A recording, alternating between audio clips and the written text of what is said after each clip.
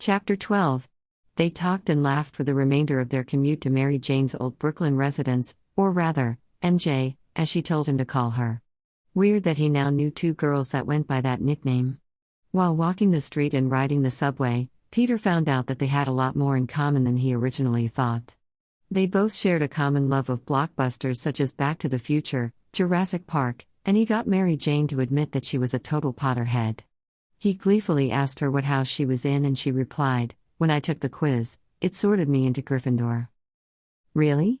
Peter had replied, nearly quivering with his excitement at knowing that they shared yet another thing in common. "That's what I got."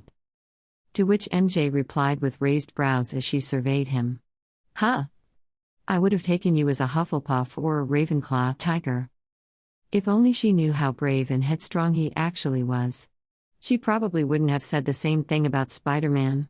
Beyond movies and books, she also disclosed to him that she enjoyed long walks whenever she got the chance. And dancing, which Peter also now enjoyed ever since he got his powers because they made him more graceful than he was before.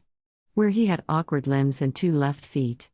He asked if he could see her move sometime, to which she readily agreed with a confident smile.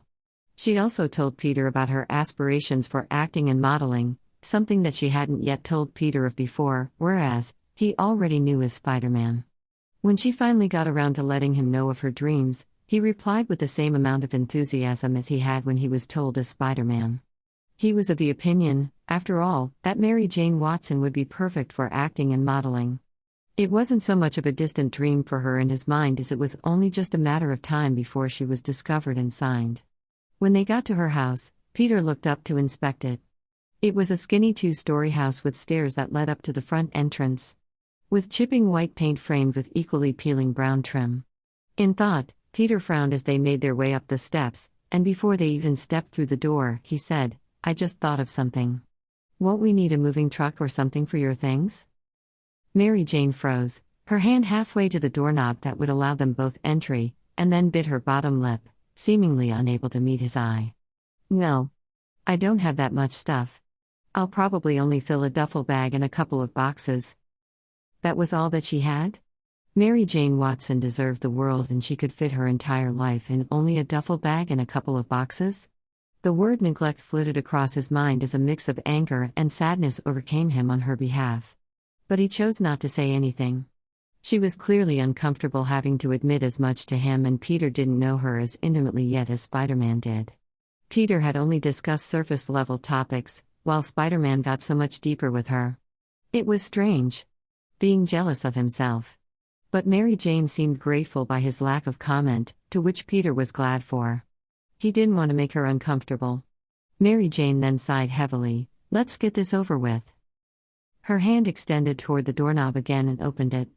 It was already unlocked, which Peter thought to be unsafe for someone living in Brooklyn, or anywhere in New York City, to be honest. When Mary Jane stepped over the threshold, she didn't call out to anyone or announce that she was home. Instead, she made a beeline to the narrow stairs, obviously expecting Peter to follow. He did, and his spider sense tingled slightly but not enough to cause Peter any alarm. There was no danger.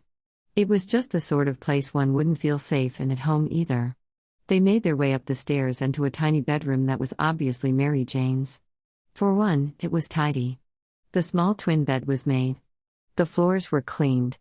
And there were posters of Broadway musicals hung up on her walls with Scotch tape. Such as Phantom of the Opera, Wicked, Les Miserables, and Hamilton. While he took the time to survey the pink walls of her room, Mary Jane immediately got to work packing.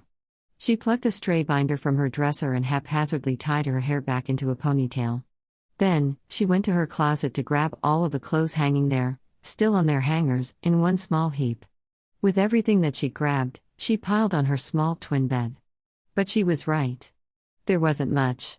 Peter immediately jumped forward to help her by taking them off of the hangers and folding them for her. But he got distracted from his self-imposed task by Mary Jane when she began jumping to try and reach the duffel bag from the top shelf in her closet. "Oh.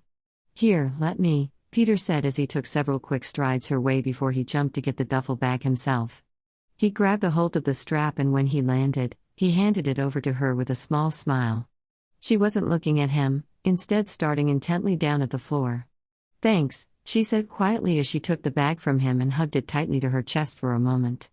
He could see that her bottom lip was trembling, as though it was the only thing that was preventing her from crying. Despite his earlier thoughts of not wanting to overstep and make her uncomfortable, Peter found himself resting his hand on her arm. Startled, her head snapped up automatically to look at him. "Hey, are you okay?" Her eyes became red-rimmed now and she looked down to stare at the floor again, fixated. "I'm fine. I'm just really embarrassed," she whispered as a stray strand of hair fell from her ponytail in front of her face. Peter reached up and tucked the strand behind her ear, then he ducked his head down slightly so that he was able to meet her eye. "There is nothing to be embarrassed about." "Not with me," Peter tried to reassure, softly. He found that his thumb was caressing light circles on her upper arm. "Everything about this makes you just about the strongest person that I know." "And me? I'm just dorky Peter Parker. Did you know that I once had a whole party call out Penis Parker in a chant?" At this, Mary Jane let out a watery laugh, and Peter was just glad that he was able to make her smile, even if it was at his own expense. "Don't worry, you can laugh," Peter reassured. "It's a funny memory now that I've stopped caring what other people think, at least the people who don't matter to me. And the people that do matter? They wouldn't judge you for things that are out of your control.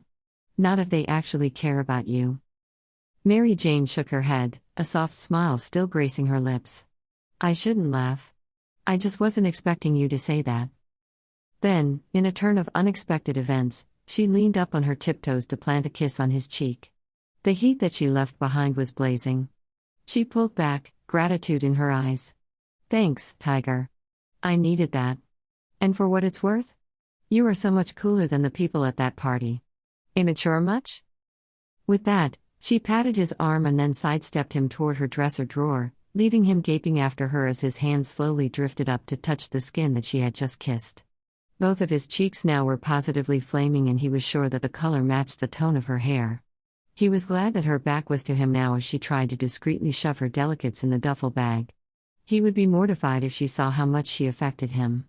Peter was finally getting out of his stupor enough to jump up and help her once again when a distraction came upon them. Once more a flicker of his spider sense went off. "What the hell is this?" A harsh voice came from the doorway.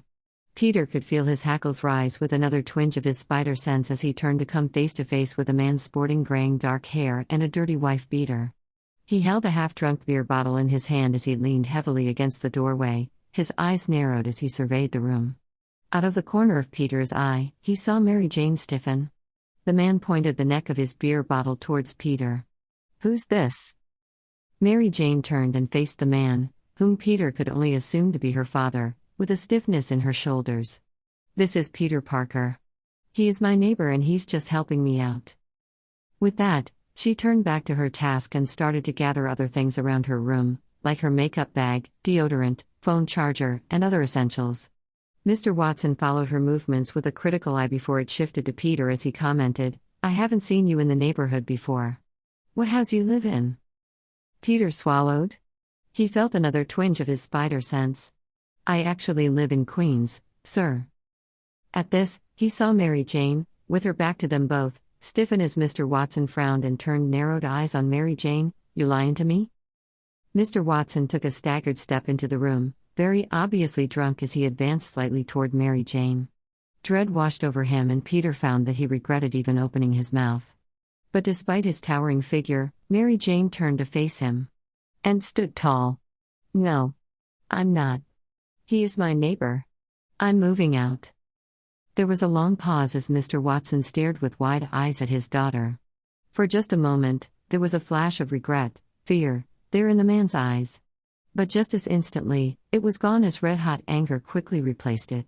Peter's spider senses started to flare with more intensity as Mr. Watson advanced even more on his daughter, thundering, "You ungrateful bitch.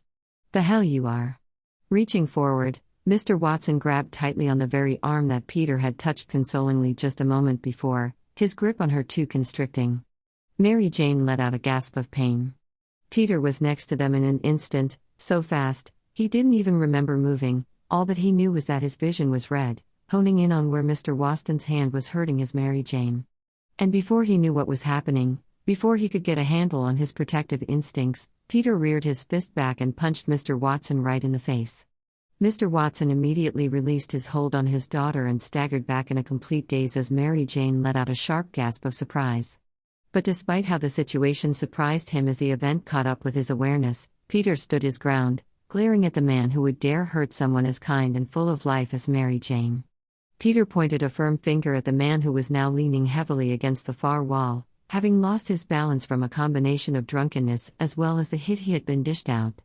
"If you try that again, I won't stop at just one punch," Peter threatened, staunchly. There must have been something in Peter's voice or demeanor that portrayed that his threat wasn't empty or meaningless.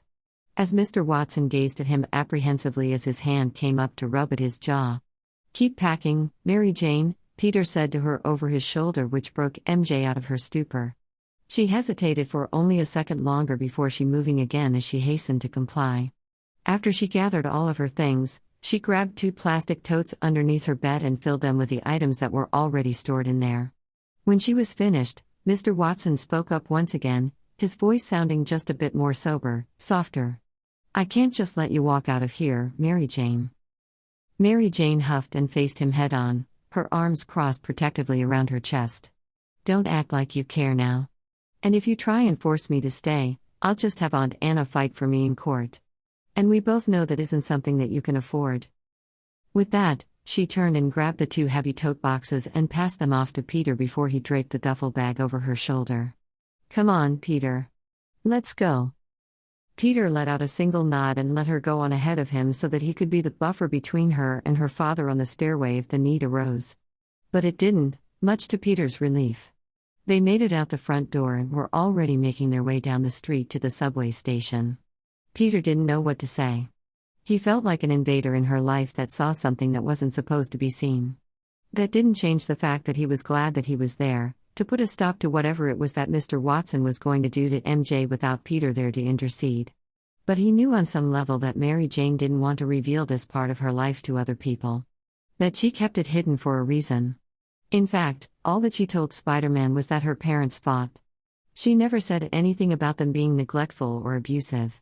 Biting his bottom lip, Peter eyed Mary Jane out of the corner of his eye. To his surprise, her eyes were tearless and instead were wide as she stared blankly ahead down the street.